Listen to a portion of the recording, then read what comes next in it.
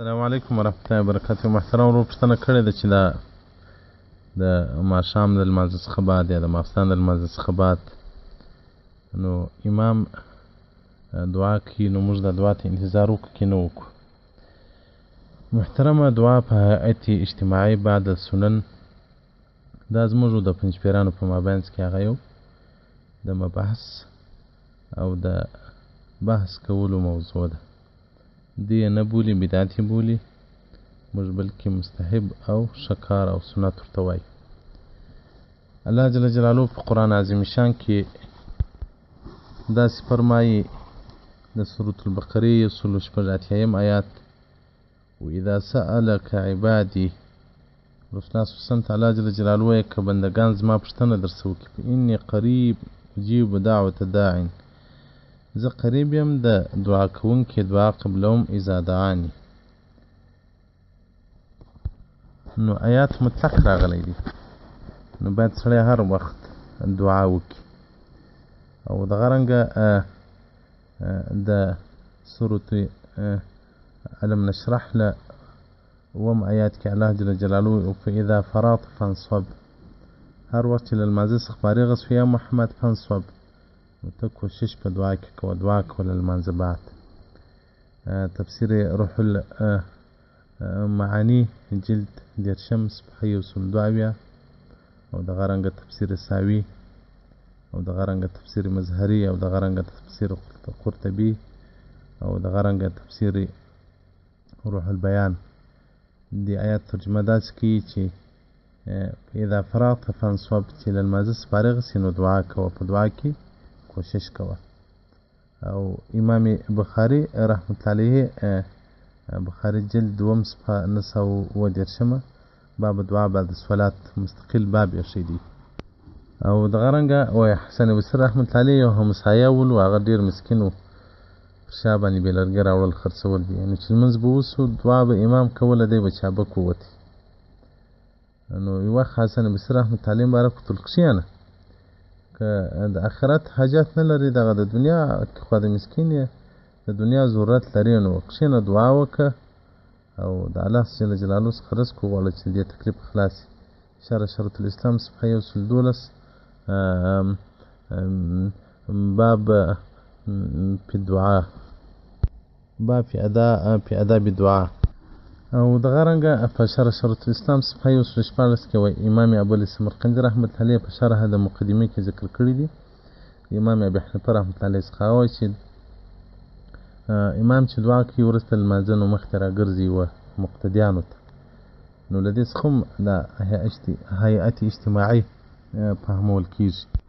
او دغه رنګه هدایت جلد اول صفحه 160 هغه 56 کې وایي چې سنت په دعاو کې تاخیرها عن الصلات د لمانځه وروسته دې کوي. او دغه رنګه هدایه جلد اول صفحه 130 وایي چې په جمعواري کې اجابت شته، کتاب الاستسقاء. او دغه رنګه په فیض الباري کې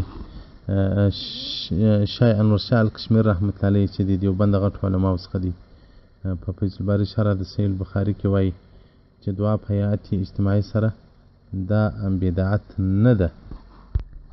او دغه رنګه د رسول الله صلی الله علیه وسلم مبارک څخه یو روایت دی. رسول الله صلی الله علیه وسلم وایي لا یجتمع قوم مسلمون یدعو بعضهم ويؤمن بعضهم الا استجاب الله تعالی دعاءهم. رسول الله صلی الله علیه وسلم یو قوم نه جمع کیږي مسلمانان چې بعضې دعا کوي نور امین پر وایي. حدیث تبرانی په معجم کبیر کې جلد 2 صفحه 6 رقم د حدیث 3516 کې روایت کړی دی. او دغه ډول په مجموع زوائد کې هغه جلد 10 صفحه 170. او دغه رنګه په د عبدالله بن عباس رضی الله عنه مبارک څخه روایت چې رسول الله صلی الله علیه وسلم وایي دعا کوونکی او امین ویونکی دا سره شرکان دي په ثواب کې. څوک امین پر وایي او یو دعا کوي.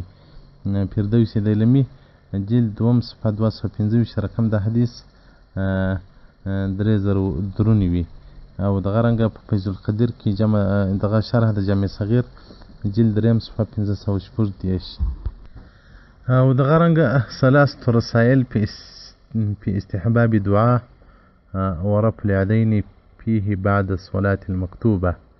یو مستقل کتاب جوړ شوی دی، 3 رساله دی، 3 رسالې دی. یوه رساله د شیخ محمد هاشم التتوي السندي رحمة الله علیه، او دومه رساله د شیخ احمد بن صدیق الغماري المغربي، درېمه رساله د شیخ محمد بن عبدالرحمن الیمینی چې د یمن او د مغرب او د سند علما په دې کې مستقل کتابونه جوړ کړي دي. او دغه رنګه په مولانا احمد جان راګي رحمة الله علیه البصائر للمنكر التوسل بأهل المقابر صفحه 115 البحث الثالث په دعا، ډېر مفصل بحث ورکړی دی.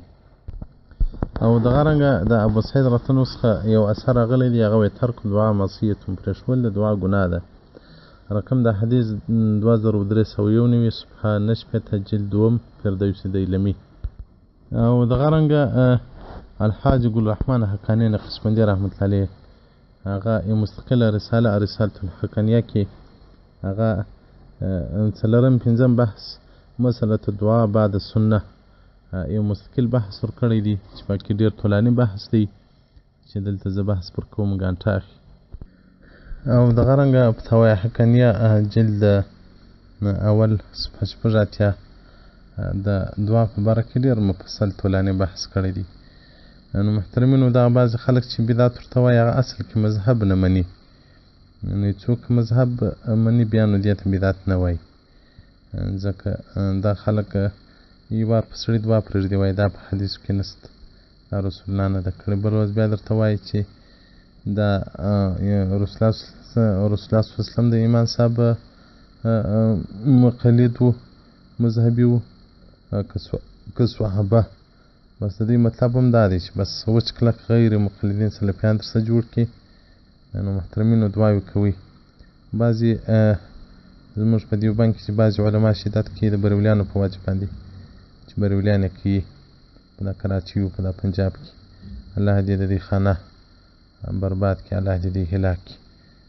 نو برولیان خو هغه طبقه ده چې عقاید و افعال اعمال یې ټول د مذهب څخه خلاف دي. نو برولیان خو ژیره هم لري او لمونځ هم کوي، فرض لمونځ. نو باره به سړی هغه هم پسې پرېږدي. نو دا د برولیانو سره بعضې علما د ډېر تعصب په وجه باندې هغه ته ډېرو شیانو تیر سي، تر حق تیر سي. خو لیکن موږ د حق پایبند یو. دعا په هیئت اجتماعي سره، هغه که د لمانځه بعد وي، که په نکاح کې وي، که د ډوډۍ بعد وي، په دې کې یو هېڅوک ماته نشي راښولی چې رسول الله صلی الله علیه وسلم منع کړی ده. او بدعت ده نه، ځکه چې یو شی په دین کې اصل پیدا کړي هغه ته نو بیا بدعت نه ویل کېږي. نو که بدعت سي نو بیا د مدارس یو هم بدعت دي، بیا نو د خانقاوې هم بدعت دي، بیا نو د مذهب هم بدعت دي. نو دا اصل کې دا خلک بدعت پېژني نه. نو ځکه د دې په سترګو کې بدعت هم وایي، مذهب هم بدعت دی. او دا زموږ کړنې چې دي ټولې بدعت بولي، فقه ټول بدعت بولي. او د رسول الله صلی الله علیه وسلم په وخت کې کله تدوین د حدیثو کېدی، کم صحابي کتاب چاپ کړي د حدیثو، کم صحابي تفسیر چاپ کړي. نو دا اصل کې دا خلک له دین سره ناپوه دي، نو له دې سره احتیاط کوئ. خو حالانکې زه خپله د فرض وروسته دعا کوم، د سنت وروسته نفل کور ته سنت کور ته رسوم، ځکه د خلک عادت نه دی ورسره. خو ورته قایل یم، معتقد یم چې له سنت څخه بعد په هیئت اجتماعي باندې دعا دا ثابته ده، هم په فقه هم په حدیثو. او ما پر خلکو بد وایي چې کوي، او که څوک نه کوي هغو ته نو هم بد مه وایه چې ته ولې نه کوې. نو یو ځای داسې رواج جوړ سوی نه کېږي، خلک سره ځي.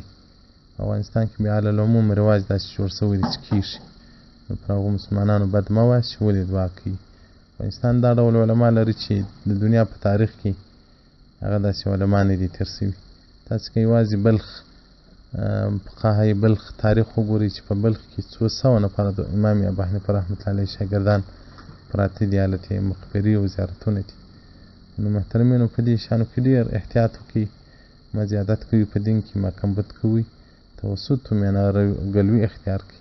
مه داسې کېږي لکه وهابیان چې په دین کې هغه کمبود نقص پیدا کوي، او مه داسې کېږي لکه برولیان چې هغه زیادت په دین کې پیدا کوي. والسلام علیکم ورحمة الله وبرکاته.